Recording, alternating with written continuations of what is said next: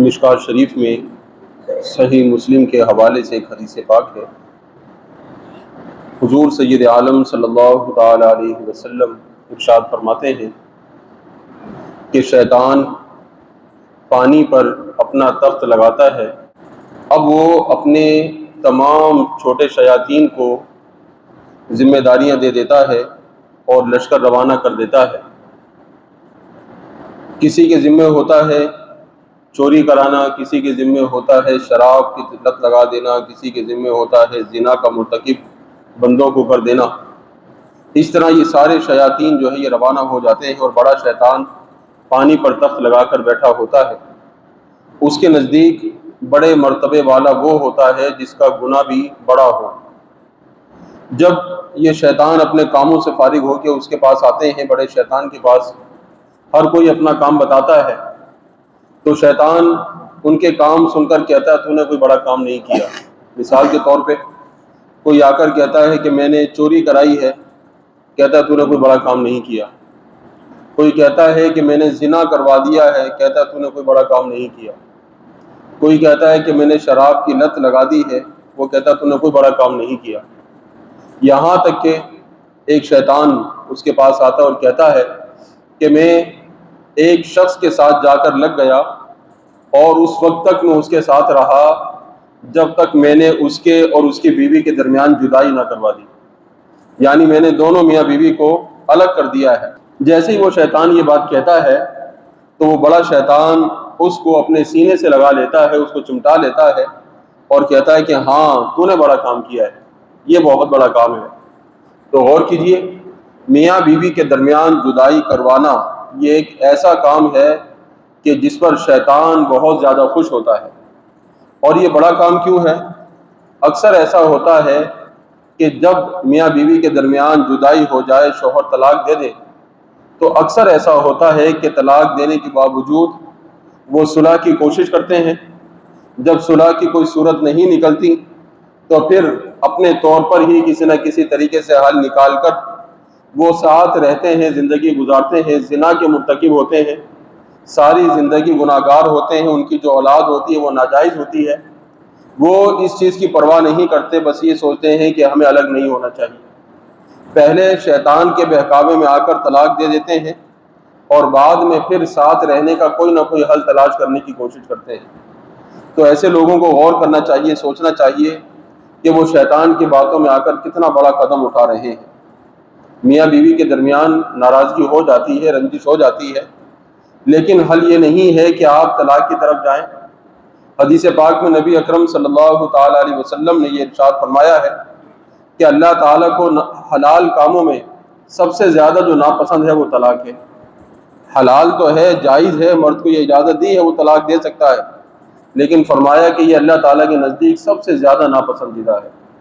لیکن اس کے باوجود ہمارے نوجوان خاص طور پہ ذرا سی باتوں میں طیش میں آ کر فوراً طلاق کے الفاظ ادا کر دیتے ہیں، اور یہ بھی نہیں ہوتا کہ چلو ایک مرتبہ دے دی، دو مرتبہ دے کر خاموش ہو جائیں، پورے 3 فائر کر کے وہ فارغ ہوتے ہیں کہ جناب میں نے بہت بڑا کارنامہ سر انجام دے دیا ہے۔ اور پھر اس کے بعد جیسے ہی 3 طلاق دیتے ہیں ساری ہوا نکل جاتی ہے، وہ جو غصے کے پہاڑ پہ چڑھے ہوتے ہیں ایک دم زمین پہ آ کر گرتے ہیں اور منتیں کرتے پھرتے ہیں کہ بس کہیں سے ہمیں کوئی گنجائش نکل جائے، بس کہیں سے کوئی حل نکال دو کسی طریقے سے۔ وہ سارا جو ان کا غرور ہوتا ہے، جو غصہ ہوتا ہے، جو یہ ہواؤں میں اڑ رہے ہوتے ہیں، ایک دم زمین پہ آ کر گرتے ہیں۔ تو سوچنے کی بات ہے کہ وہ کتنی بڑی غلطی کر جاتے ہیں۔ ناراضگی ہے، اس کو بہتر طریقے سے حل کیا جا سکتا ہے، کوئی اچھا طریقہ اختیار کیا جا سکتا ہے۔ یہ تو نہیں کہ جناب یہ طلاق ہی کی طرف آنا ہے، طلاق کے الفاظ ہی ادا کرنے ہیں۔ تو یہ بڑی ہمارے ہاں معاشرے میں کمزوری پائی جاتی ہے نوجوانوں کے اندر کہ عورت نے ذرا سا مطالبہ کیا مجھے طلاق دو، شوہر کہتا ہے اچھا تو میرے اوپر آنے کی کوشش کر رہی ہے، مجھ سے طلاق کا مطالبہ کر رہی ہے، تو یہ سمجھتی ہے میں تجھے طلاق نہیں دے سکتا، تو بس فوراً جناب طلاق دے دیتا ہے کہ یہ لے تجھے طلاق چاہیے میں نے دے دی۔ حالانکہ ہونا یہ چاہیے کہ اگر وہ مطالبہ کر رہی ہے تو شوہر یہ سوچے کہ یہ تو نادان ہے، یہ تو کم عقل ہے۔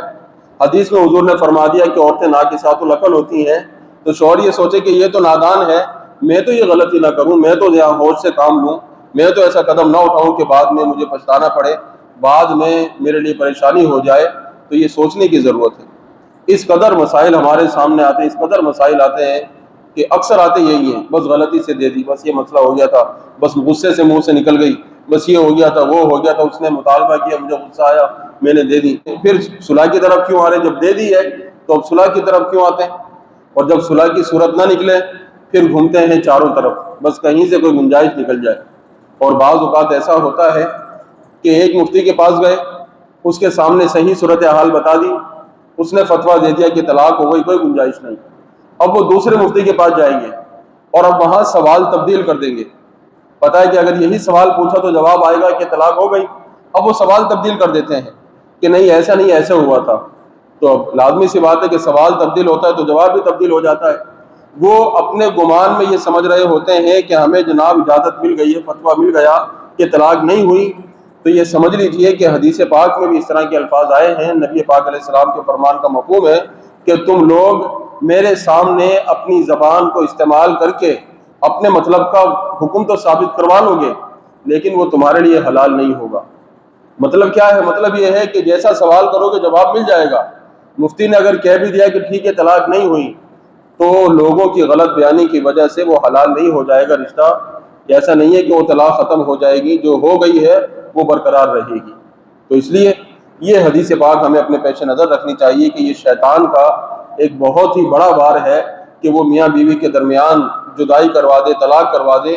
کہیں بھی خدا نہ خواستہ اس طرح کی صورتحال بنے تو شوہر کی ذمہ داری ہے۔ میں اکثر ایک جملہ کہتا ہوں کہ گھر بنانا بگاڑنا یہ مرد کے ہاتھ میں ہے، کہ شوہر کی ذمہ داری ہے، کیونکہ عورت تو طلاق نہیں دے سکتی، مرد نہیں دینی ہے، تو یہ گھر بنانا بگاڑنا اسی کے ہاتھ میں ہے۔ تو مرد کو بڑے سمجھ کر بہت غور و فکر کے ساتھ قدم اٹھانا چاہیے۔ گھر میں کبھی ناراضگی ہو، کبھی لڑائی ہو تو باہر نکل جائے، خاموشی اختیار کر لے، تھوڑا سا تحمل سے کام لے تاکہ گھر کا ماحول ٹھنڈا ہو جائے۔ تو اس طریقے سے مسائل حل ہوں گے۔ اور اگر دونوں ایک دوسرے کو شکست دینے کی کوشش کریں گے، غالب آنے کی کوشش کریں گے، تو پھر اس کا نتیجہ طلاق کی صورت میں نکلتا ہے، اس کے علاوہ دوسرا نتیجہ بہت کم سامنے آتا ہے۔ تو اس لیے ہمیں اس طرف توجہ کرنے کی ضرورت ہے۔ خدا نہ خواستہ کہیں بھی اس طرح کا ماحول بنے تو شوہر کو یہ سوچنا چاہیے کہ میرا یہ قدم ساری زندگی کے لیے میرے لیے پریشانی کا سبب بن جائے گا، اور خدا نہ خواستہ طلاق کے بعد دوبارہ صلح کر لی اور رہنے لگے تو ساری زندگی زنا کے مرتکب ہوں گے، اور جو اولاد ہوگی وہ بھی ولد الزنا ہوگی، وہ ناجائز اولاد ہوگی۔ اور حدیث پاک کی روایت کے مطابق ہے کہ جو زنا سے بچہ پیدا ہوتا ہے وہ جہنم میں جانے کا زیادہ حقدار ہے۔ تو یہ بات بھی ذہن میں رکھنی چاہیے۔ تو جب ان چیزوں کو ذہن میں رکھیں گے تو انشاءاللہ پھر یہ مسائل ہمارے سامنے کم آئیں گے۔ اپنے دوستوں کو سمجھائیں، احباب کو سمجھائیں تاکہ وہ اس طرف نہ جائیں۔